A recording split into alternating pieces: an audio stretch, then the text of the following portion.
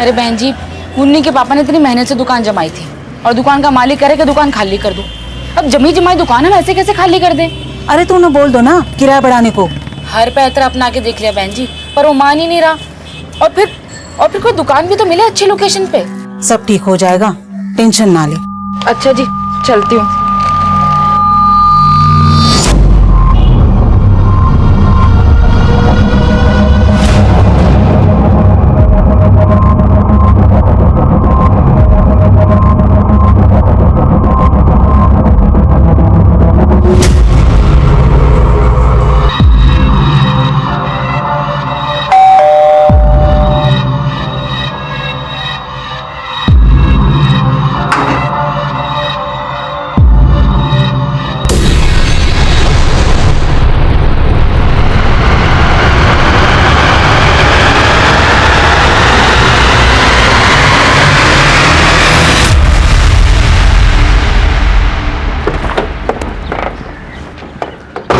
नमस्कार, आदाब।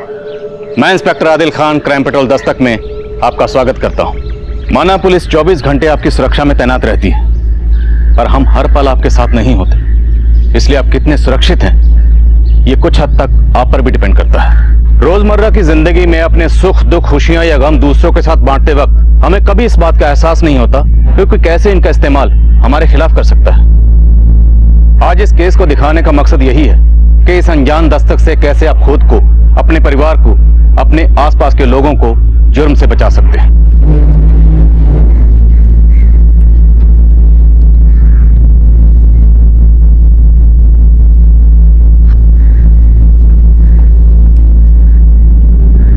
अरे दरवाजा ही खुला छोड़ रखा है।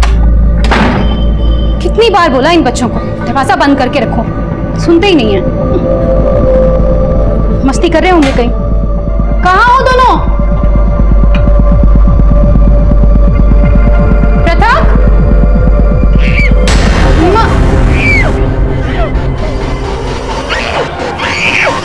मेधा, मेधा,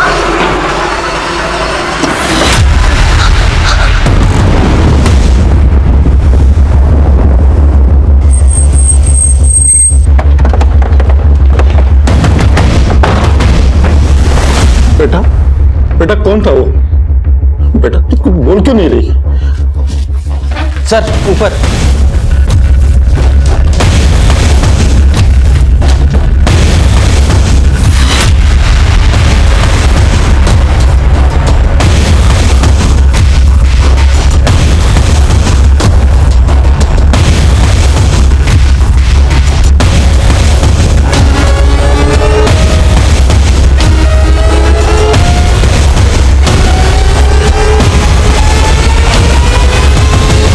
जब ये हुआ तब मैं ऑफिस में था।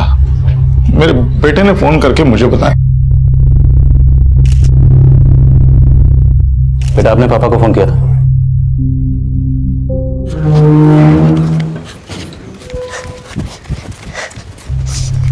दीदी, दीदी मैं जीत गया। दीदी मैंने 49 मारे। दीदी। कौन आ रहे हैं आप? सर ये घर पे नहीं था और मेरा इतनी सदमे में है कि कुछ बता ही नहीं पा रही है सर। ये बच्ची के कपड़ों और जिस्म पे खून है। बेटा, आपको कहीं चोट लगी है? ये चोट? नहीं सर, इसे कोई चोट नहीं लगी। दरअसल ये अपनी मां की लाश के साथ लिपट के रो रही थी तो खून लग गई। कोई लूट? नहीं सर, अभी तक ऐसा तो कुछ नहीं लगा। कौन कर सकता है ऐसा? आपको किसी पर शक है? कोई ऐसा जो ये कर सकता? कुछ समझ नहीं आ रहा साहब। सुनेंगे, बच्ची को हॉस्पिटल लेके जाइए।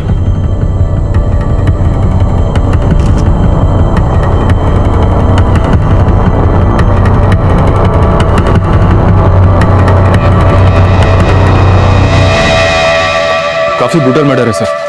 मल्टीपल स्टैबिंग्स की गई हैं। घर में कोई मर्डर वेपन भी नहीं मिला।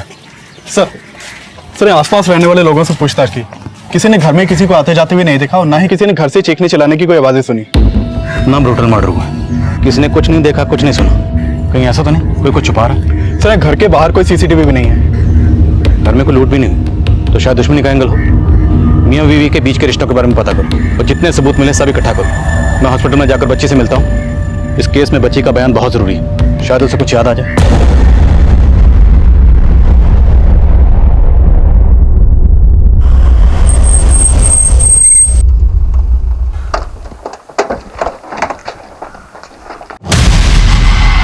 ये क्या कह रहे हैं आप? ऐसा मत बोलिए, ऐसा कुछ नहीं हो सकता। डॉक्टर, बच्ची कैसी है? सर बच्ची के साथ रेप हुआ है।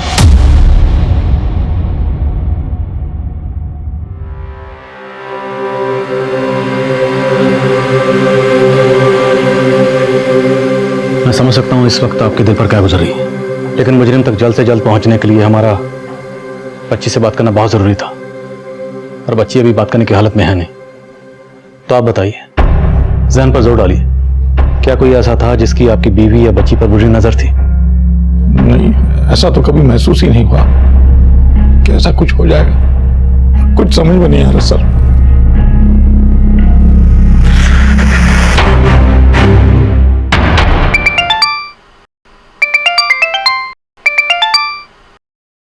हाँ शर्मा।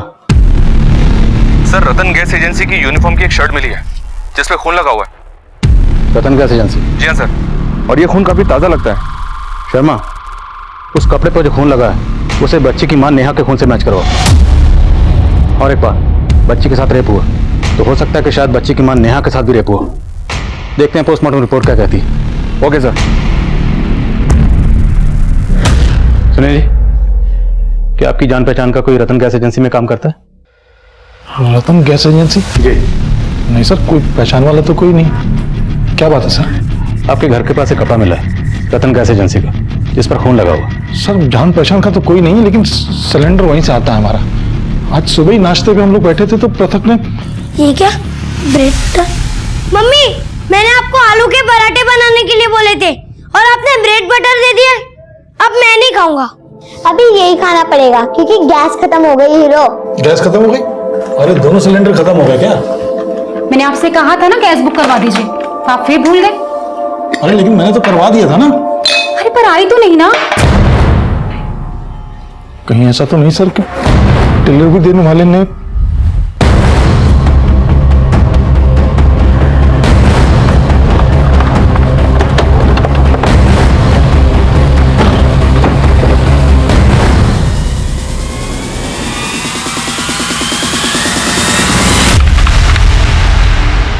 हाँ सर, सुनील शर्मा का बुकिंग है। डिलीवरी देने कौन गया था? सर उनकी डिलीवरी तो अभी पेंडिंग है, हम तो 2 दिन बाद देने वाले थे। ठीक है, तो आज केशव विहार एरिया में तुम्हारी एजेंसी का जो डिलीवरी बॉय गया था उन सब की डिटेल्स दो मुझे। ठीक है सर।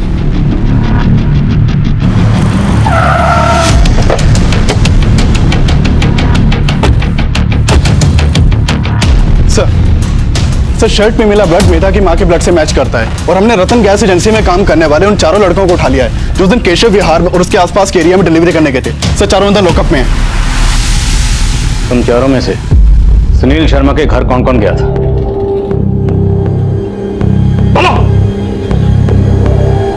सर सुनील शर्मा के घर का सिलेंडर हमें डिलीवरी करने को नहीं मिला था सर।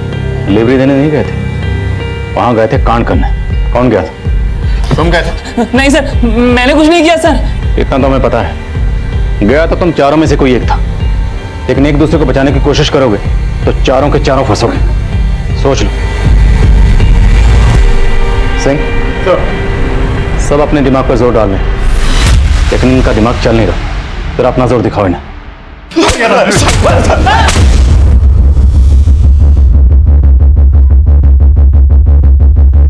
बेटा इनमें से कौन था? कोशिश करो पहचानने की।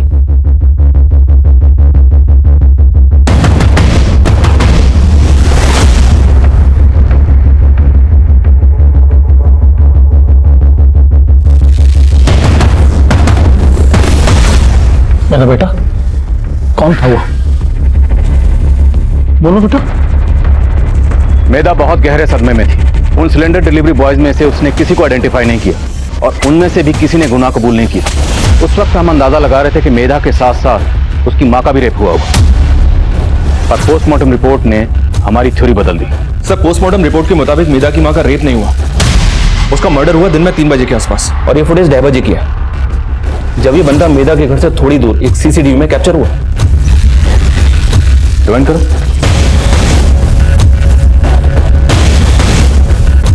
पॉज करो। इसने रतन गैस एजेंसी की शर्ट पहनी है। जी हाँ सर, लेकिन इसकी कद काठी रतन गैस एजेंसी के डिलीवरी बॉय से काफी अलग है। उन सभी की एलिबाई चेक की मैंने सर, उस दौरान वो दूसरे एरियाज में थे। तो फिर ये कौन है?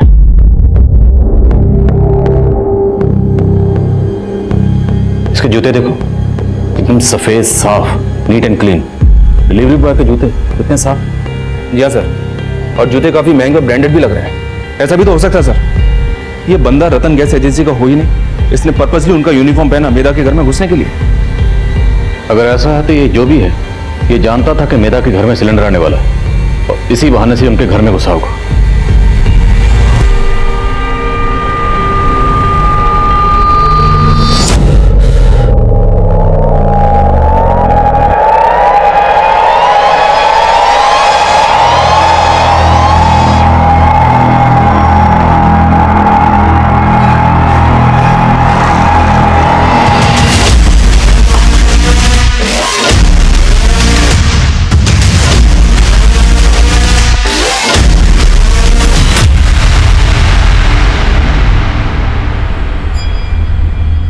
बोलो बेटा, कि यही है जिसने आपकी मम्मी को मारा था?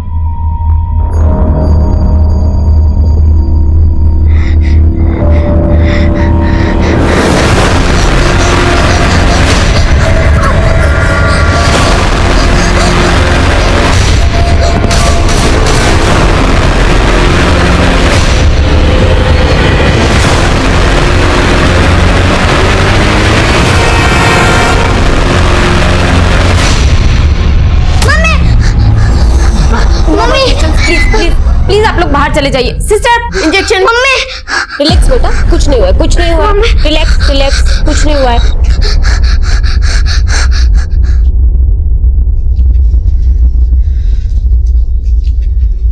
ये है मैडम जी दुकान, एकदम प्राइम लोकेशन पर है, और आजू बाजू देखिए मोहल्ला भी है हरा भरा, तो अच्छी खासी चलेंगी। मैं भी ताला खोल के दिखाता।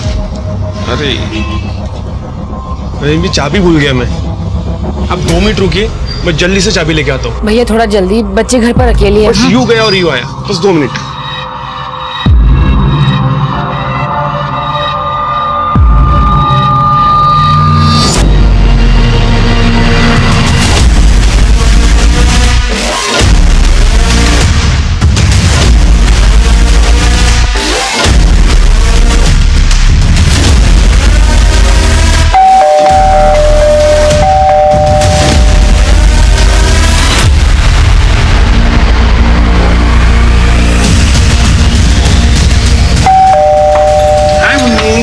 Hi uncle.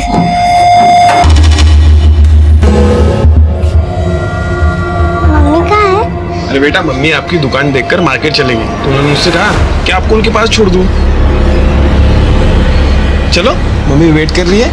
हाँ चले, चलो हाँ।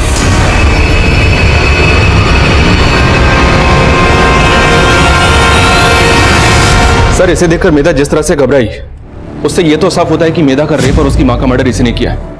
पर मेधा के पेरेंट्स के बैकग्राउंड में ऐसा कोई भी एंगल नहीं मिला जिसके पीछे क्राइम का मोटिव हो। शर्मा, घर में 2 लोग थे, 12 साल की बच्ची मेधा और 32 साल की उसकी मां नेहा। लेकिन बच्ची का रेप होता है और उसकी मां का मर्डर। कहीं ये कोई चाइल्ड मोलेस्टर तो नहीं?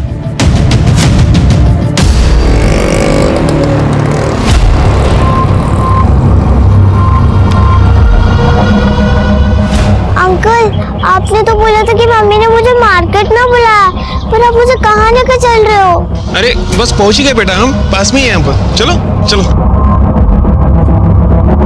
इस फोटो को सभी थाने में भेजो और पिछले दिनों जितने भी चाइल्ड मोलेस्टेशन और रेप के केसेस फाइल हुए हैं, सभी के बारे में पता करो। हो सकता है कोई सीरियल चाइल्ड मोलेस्टर हो और हमें उन केसेस से इस तक पहुंचने की कोई लीड मिल जाए। Right sir.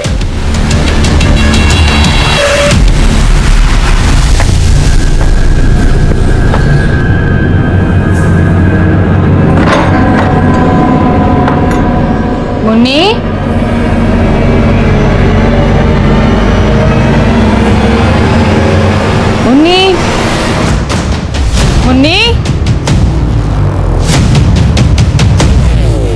भाई साहब, आपने मुन्नी को देखा क्या? नहीं। मुन्नी, बेटा आप लोगों ने मुन्नी को देखा कहीं पर? नहीं। मुन्नी, अंकल आप मुझे बेवकूफ बना रहे हो। यहाँ पे कहाँ है मार्केट? मैं जा रही हूँ।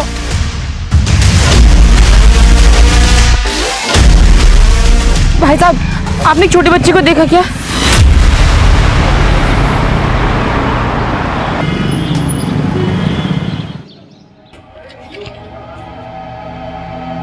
सर, सर हमारी बच्ची मुन्नी।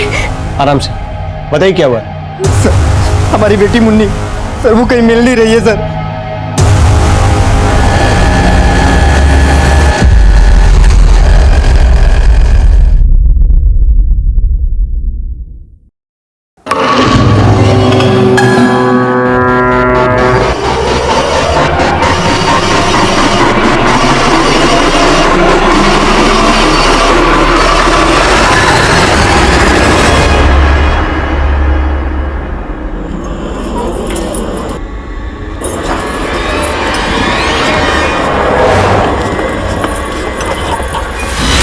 सर मैंने उस वाइट शूज वाले आदमी का सीसीटीवी इमेज दूसरे थानों में भेजा। उससे रिलेटेड तो कोई भी अपडेट सामने नहीं आया, पर उन थानों से भी चाइल्ड मोलेस्टेशन और रेप के ऐसे कई केसेस सामने आए हैं जो अभी तक सॉल्व नहीं हुए हैं। एक खास बात और है सर, इन सभी केसेस में वारदात थर्सडे को ही हुई है। थर्सडे को? ये बच्ची मेधा का रेप और उसकी माँ का कत्ल भी थर्सडे को ही हुआ था ना? जी हाँ सर, मेधा और उसकी माँ के केस के बाद रामनगर थाने से मुन्नी नाम की एक बच्ची का केस भी सामने आया। इस बच्ची के साथ सिर्फ रेप नहीं हुआ सर, इसका मर्डर भी किया गया, वो भी पिछले थर्सडे को ही। ये थर्सडे का कॉमन कनेक्शन किसी सीरियल मोलेस्टर की तरफ इशारा करता है। शर्मा, अभी तक जितने भी केसेस सामने आए सबकी डिटेल पता कर, और मैं रामनगर जाकर इस बच्ची मुन्नी का केस इन्वेस्टिगेट कर रही टीम से मिलता हूँ।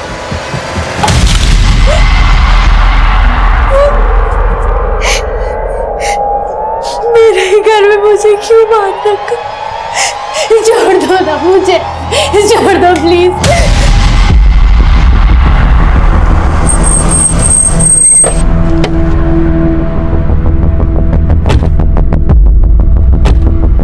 सर, मुन्नी के पापा अपने लिए किराए पर एक दुकान देख रहे थे। उसी शाम वो आदमी घर पर आया था।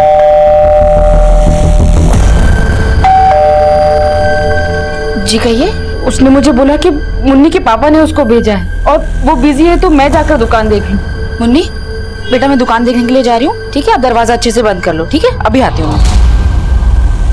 मैं उसकी बातों में आ गई सर। घर लौटी तो देखा मुन्नी घर पर नहीं है, और फिर मुन्नी के पापा ने बताया कि इन्होंने तो किसी को भेजा ही नहीं था।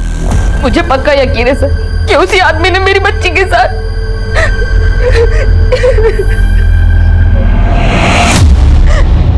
सर उस आदमी ने जो दुकान मुन्नी की माँ को दिखाया था, उसका ओनर रेंट पे दुकान देने वाला ही नहीं था। हमने इस एरिया के सारे ब्रोकर्स को इन्वेस्टिगेट करके देखा, हमें लगता है वो आदमी इस एरिया का था ही नहीं।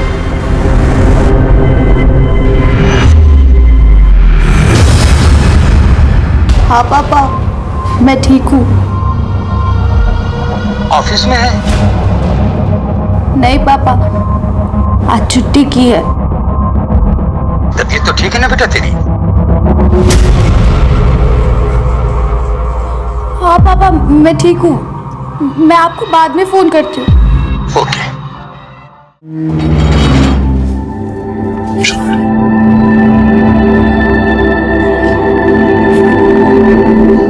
बेटा आ जाओ।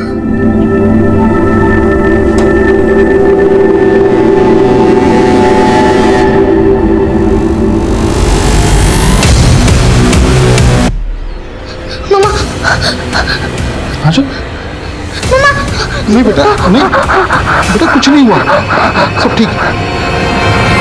पापा है ना तुम्हारे साथ ना? कोई नहीं, कुछ नहीं हुआ। आ जाओ।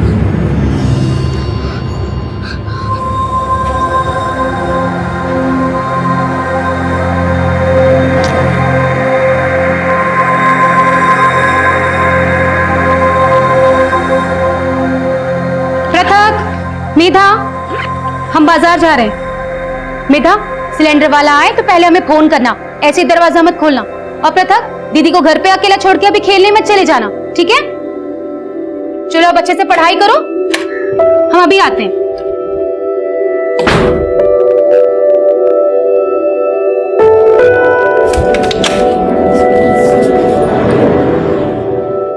दीदी दीदी, मैंने आपको बताया था ना कि मेरा मैच है। मम्मी ने भी बाहर जाने से मना किया है ना, बुलाओ। नहीं नहीं नहीं, प्लीज दीदी जाने दो ना, मेरा मैच खेलना जरूरी है। और दीदी प्लीज जाने दो ना, प्लीज प्लीज प्लीज जाने। ठीक है जा, लेकिन मम्मी के आने से पहले आ जाना। पक्का? थैंक्स दीदी। मम्मी को मत बताना। ठीक है, मम्मी के आने से पहले आ जाइयो।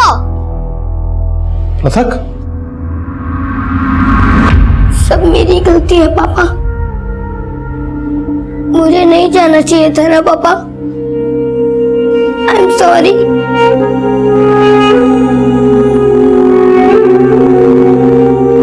मेधा के घर में सिलेंडर आने वाला था तो कातिल सिलेंडर डिलीवरी बॉय की यूनिफॉर्म पहन के उनके घर में घुसता है। मुन्नी के माँ बाप दुकान ढूंढ रहे थे तो कातिल ब्रोकर बनकर उनसे मिलता है। मतलब साफ है, कातिल जो भी है वो पहले फैमिली के बारे में जानकारी इकट्ठा करता है, उनके बारे में पता करता है, फिर उन्हें अपना टारगेट बनाता है। मोडस ऑपरेंडी सेम है तो शायद कातिल भी सेम ही हो। सर, मुन्नी की माँ ने उस आदमी का ये स्केच बनवाया था, पर उसने ध्यान नहीं दिया कि इसने इसकी तरह व्हाइट शूज पहने थे आने। और सर, दूसरे थानों से भी अलग अलग सीसीटीवी इमेजेस और स्केचेस सामने आए, सारे सस्पेक्ट अलग अलग दिखते हैं। आदमी एक नहीं लगता सर। तो तुम्हें लगता है कोई गैंग है जो थर्सडे को बच्चियों को अपना शिकार बनाता है? क्रिमिनल हमारी सोच से भी परे था। रेप और मोलेस्टेशन के 20 केसेस, सेम मोडस ऑपरेंडी, वारदात का दिन भी सेम, थर्सडे। पर अपराधी एक था या ये कोई गैंग था, ये उस वक्त हम समझ ही नहीं पा रहे थे। मुद्दा बेहद गंभीर था और इन सभी केसेस की सिमिलरिटीज को देखते हुए डीसीपी साहब ने इन सभी केसेस को इन्वेस्टिगेट कर रहे ऑफिसर्स की एक टीम बनाई जो मेरी अगुवाई में कंबाइंड मिशन पर थी। और अब तक जितने केसेस सामने आ चुके थे, हमने सबको बारीकी से स्टडी करना शुरू किया। मेधा और मुन्नी की तरह कई बच्चों की मुस्कान छीन ली गई थी और हम विक्टिम्स की फैमिली से मिलकर हर तरह की जानकारी जुटा रहे थे। लेकिन कई फैमिलीज उस हादसे के बारे में फिर से कोई बात नहीं करना चाह रही थी। कई फैमिलीज हम पर ही अपना गुस्सा निकाल रही थी। उनका कहना था कि हमने अपना काम ठीक से नहीं किया, जो कि वाजिब भी था। रेप, मर्डर और मोलेस्टेशन के 20 से ज्यादा केसेस अनसॉल्व थे। अब हम पर एक बड़ी जिम्मेदारी थी, वो थी पब्लिक का भरोसा जीतना। आगे ऐसे अपराध ना हो, इसके लिए हम स्ट्रेटजीज बना रहे हैं। सिचुएशन पर कंट्रोल करने के लिए हमें हर गली, मोहल्ले और स्कूल में जाकर टीचर, पेरेंट्स और गार्जियन से मिलना होगा। क्रिमिनल अलग अलग भेस में ट्रैवल कर रहा है तो ऑटो रिक्शा वाले उसकी लीड देने में अहम रोल निभा सकते हैं। हमें किसी भी सूरत में क्रिमिनल तक पहुंचना है, उसके लिए चाहे हमें कुछ भी करना पड़े। Is that clear? Yes sir.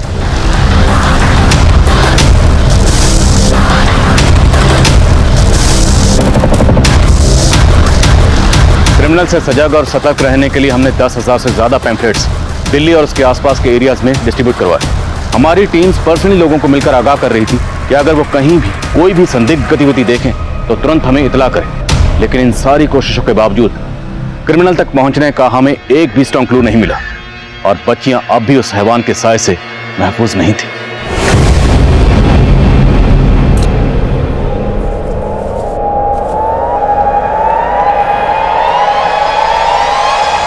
मुझे बाथरूम जाना है। शर्मा, तुम्हें लगता है ये कोई गैंग है, लेकिन सारे क्राइम थोड़े थोड़े गैप के बाद हो रहे हैं। तो हो सकता है क्रिमिनल एक ही है जो एक जुर्म करने के बाद अपना हुलिया बदल लेता हो। लेकिन सर, फिलहाल तो कुछ समझ में नहीं आ रहा है, ये एक है या एक से ज्यादा? अब इसे समझने के लिए हमें भी अपनी तहकीकात का तरीका बदलना होगा। क्रिमिनल विक्टिम को अपना टारगेट बनाने से पहले उसके बारे में सब कुछ पता करते हैं।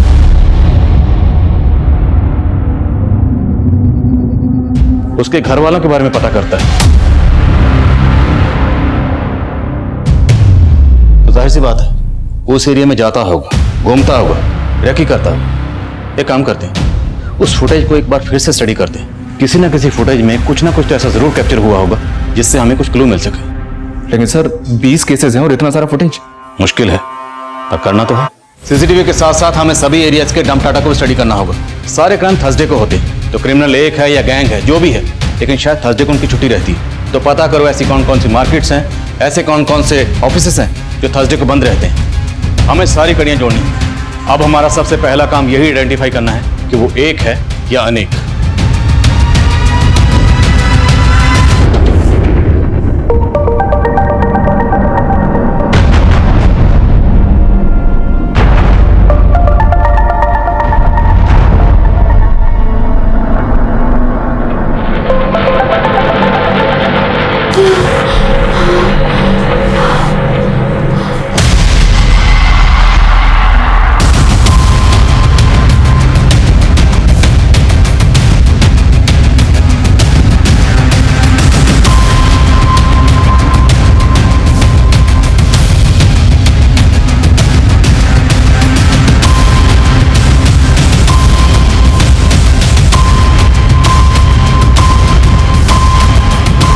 सर, सभी 20 एरियाज के अलग अलग सीसीटीवी से 700 घंटे की फुटेज कलेक्ट की है। सभी एरियाज के डंप डेटा में तकरीबन 2 करोड़ नंबर है। दौड़भाग काफी करनी पड़ेगी सर। क्रिमिनल्स में बहुत दौड़भाग की होगी, लेकिन शर्मा हमारी रेस तो अभी शुरू हुई और किसी भी सूरत में हमें उनसे आगे निकलना है।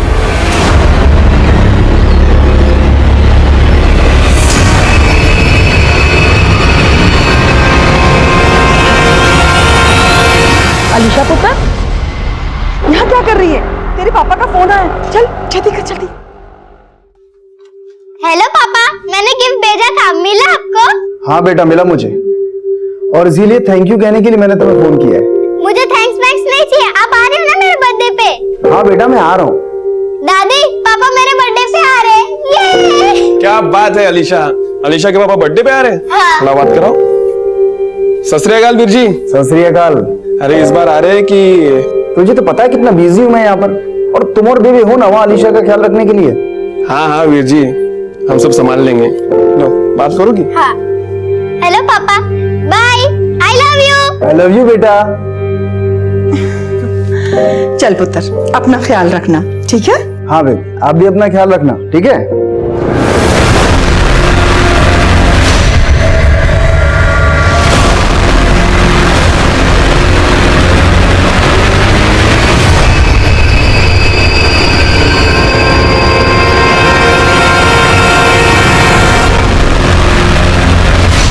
सर, सभी 20 एरियाज की तकरीबन 700 घंटे की फुटेज में से हमने कुछ सिलेक्टेड क्लिप्स आइडेंटिफाई किए हैं।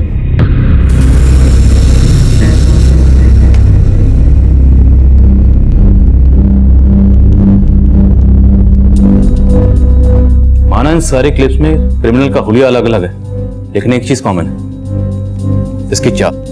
ये जब भी चलता है तो इसका एक कंधा झुका हुआ होता है। सर, इसका मतलब ये गैंग नहीं है, आदमी एक ही है। ये कहे तो इसे टारगेट करना मुश्किल नहीं होगा। जहाँ पे क्राइम हुए वहां के डंप डाटा में भी common number. Sir, 2 crore number है और उनमें से कॉमन नंबर्स की छटनी करना इतना आसान नहीं है। पर दिल्ली के उन मार्केट्स का और ऑफिसेस का पता चला है जो थर्सडे को बंद रहते हैं। वहां खबरियों को काम पर लगा दिया।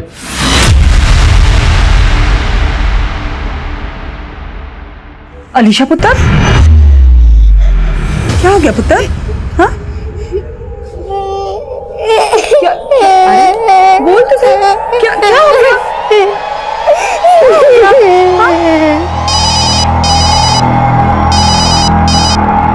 हाँ बेबे। साहिल पुत्र, वो अलीशा। क्या हुआ बेबे?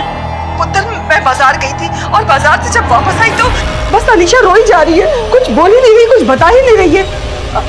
अलीशा, अलीशा, अलीशा पुत्र, अलीशा पुत्र, पुत्र आंखें खोल, पुत्र।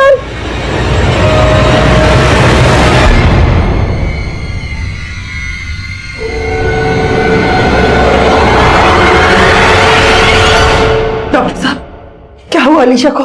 देखिए, अलीशा के साथ रेप हुआ है और हमें पुलिस को इन्फॉर्म करना पड़ेगा। सर, सरस्वती विहार के क्लिनिक में एक बच्ची के रेप केस का मामला आया था, लेकिन बच्चे के घर वालों ने उसकी कंप्लेंट फाइल नहीं करवाई।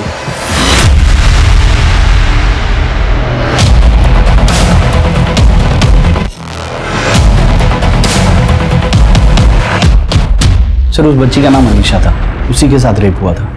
सर, उनके फैमिली वाले को जब मैंने बताया कि उस बच्ची के साथ रेप हुआ है और हमें पुलिस को इन्फॉर्म करना पड़ेगा, तो वो लोग उसको साथ में लेके चले गए। नहीं डॉक्टर साहब, हमें पुलिस कंप्लेंट नहीं करती।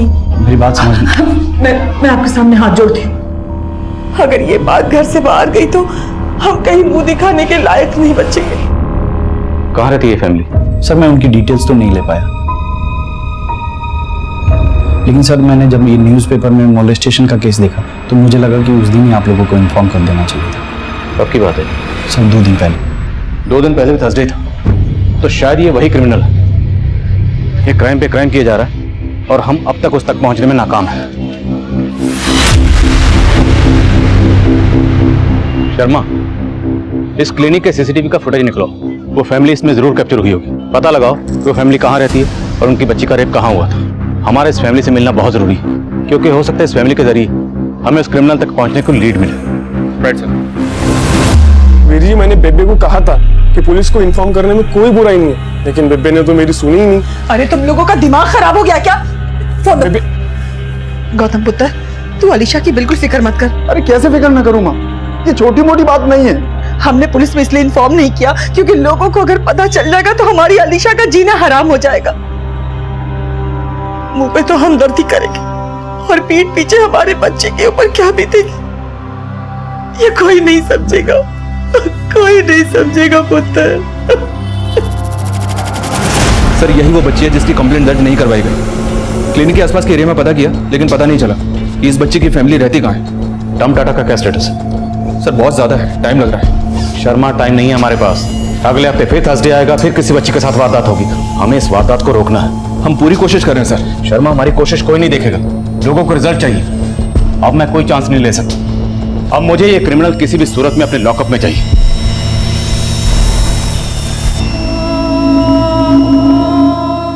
बेटा, बेटा रेडी नहीं हुई अभी तक? बेटा, अगर तू पूरे दिन घर पे रहेगी ना तो वो सब कभी भूल नहीं पाएगी। इसलिए बैग लगाओ अपना, यूनिफॉर्म पहनो और स्कूल चलो। दीदी आपको पता है स्कूल में है ना अमरूद के पेड़ पर बहुत सारे अमरूद आ गए। आपको अमरूद पसंद है ना? चलो हम दोनों आपस जाके ना अमरूद तोड़ेंगे। दीदी प्लीज चलो ना, अगर आप नहीं चलोगे तो मैं भी नहीं चलूंगा। प्लीज चलो ना, प्लीज प्लीज प्लीज प्लीज।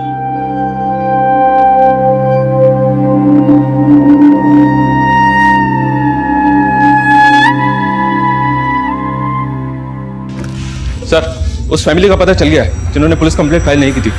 उस बच्ची का चाचा एक शोरूम में सेल्समैन था। एक आदमी ने उसकी पहचान की और उस शोरूम से उसकी फैमिली के घर का एड्रेस मिल गया।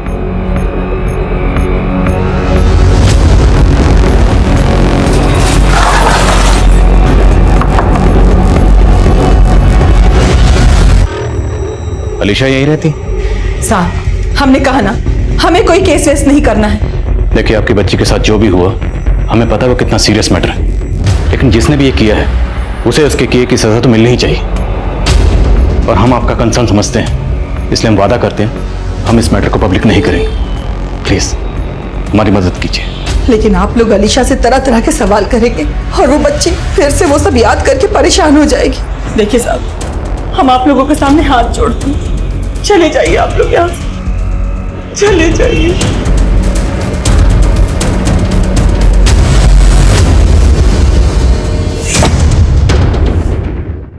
रिया, रिया इधर तो, रिया, रिया इधर तो, रिया, रिया,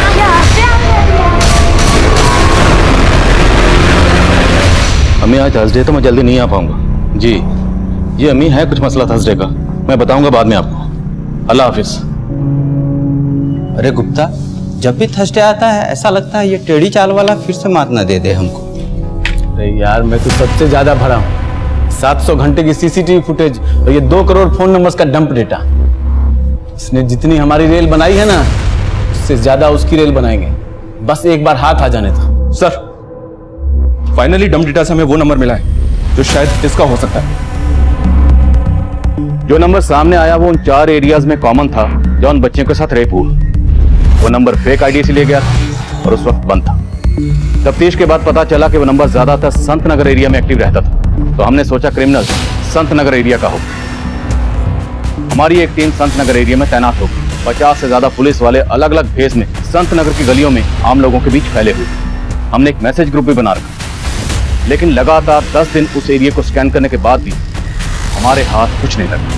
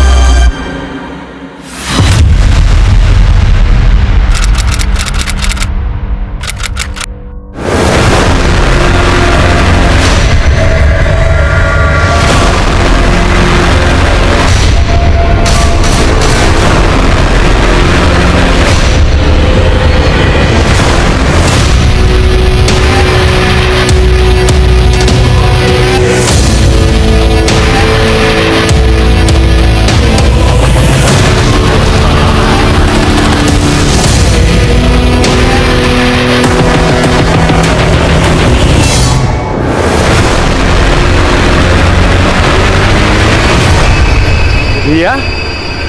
हाँ जी, आप कौन?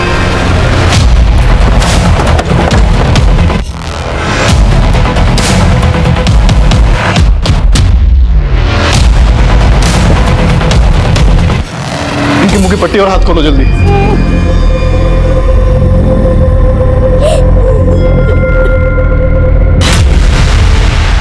जब आपने उस गैस एजेंसी के यूनिफॉर्म और वाइट जूते के पोस्टर सर्कुलेट किए, मुझे तभी उस पर शक हो गया था, लेकिन तब श्योर नहीं थी। लेकिन जब उसने मेरे साथ, छोड़ना नहीं सर उसको, बिल्कुल मत छोड़ना। जाओ अलीशा को लेकर। अरे क्या कर रहे हैं सब? अरे आप कहाँ जा रही हैं? ये क्या है ये सब? ये क्या क्या कर रहे हैं आप? अलीशा को लेकर जाना है, उसका मेडिकल करवाना। सर मैं तो खुद ही पछता रही हूँ कि मैंने साहिल को अपना दोस्त समझा।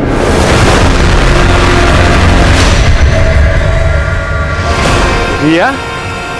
हाँ जी, आप कौन? अरे रिया, मुझे नहीं पहचाना? अरे मैं तुमसे मिलने आया था ना, तुम्हारी मम्मी ने मुझे भेजा है यहाँ पर। वो तो मैं यहाँ से गुजर।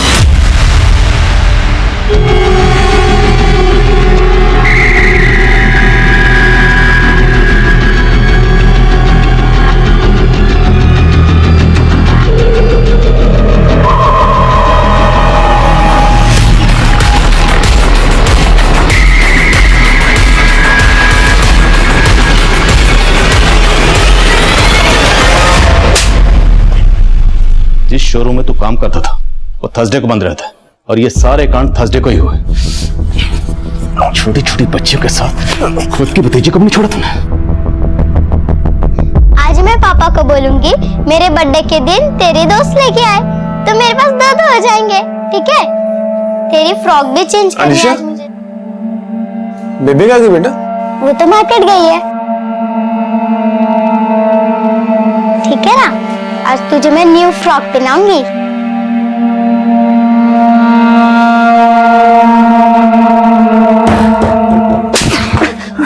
तो अलीशा के साथ बहुत पहले से ही। नहीं सर, नहीं, वो जिस तरह से आप लोग मुझे ढूंढ रहे थे तो मैं बाहर कुछ कर नहीं पाया, इसलिए घर में ही। छोटी छोटी बच्चियों के साथ, और वो लड़की जिसे तूने उसी के घर में बंदी बनाकर रखा हुआ था? क्यों? नहीं सर, नहीं सर, उसके साथ कुछ नहीं किया। वो तो मेरी गर्लफ्रेंड है। गर्लफ्रेंड? तो उसे उसी के घर में बंदी बनाकर क्यों रखा हुआ था? सर गर्लफ्रेंड तो शौक के लिए बना रखा था, लेकिन वो चाइल्ड पोर्न देखने की गंदी आदत की वजह से मेरा दिमाग खराब हो गया था। छोटी बच्चियों के अलावा मुझे कुछ दिखाई ही नहीं देता था। छोटी बच्चियों के अलावा तुझे कुछ दिखाई नहीं देता था? वो तेरी गर्लफ्रेंड, वो बच्ची थी, हाँ? उसे क्यों बंदी बनाकर रखा? सर उसे मुझ पर शक हो गया था। मैं सोचा कि जब तक सारा मामला ठंडा नहीं हो जाता तब तक उसे बंदी बना के रखो। बाद में उसे भी। हाँ? और कितनी बच्चों के साथ की ये गंदी हरकत? 3 साल से महीने में 2 या 3 बार।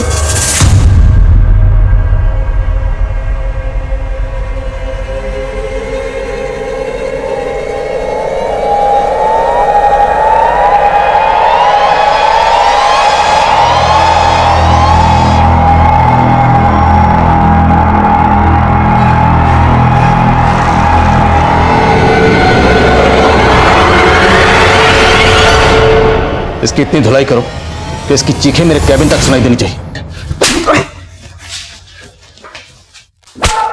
हमने मुजरिम को सजा दिलाकर उन बच्चियों और उनके घर वालों को इंसाफ तो दिला दिया, लेकिन जो दर्द, जो तकलीफ उन लोगों ने सही होगी उसे बयान करना मुश्किल होगा। हमने दिल्ली और उसके आसपास के एरियाज में हुए रेप के अनसॉल्व्ड केसेस के डीएनए को साहिल के डीएनए से मैच करवाया, तो पता चला साहिल 50 से ज्यादा बच्चियों के साथ रेप कर चुका था। ना सिर्फ रेप बल्कि 5 कत्ल भी कर चुका था। मुजरिम एक के बाद एक जुर्म को इसलिए अंजाम दे पाया क्योंकि वो आपके घर के बाहर रहते हुए भी आपके परिवार की हर जानकारी पर कान गड़ाए हुए था।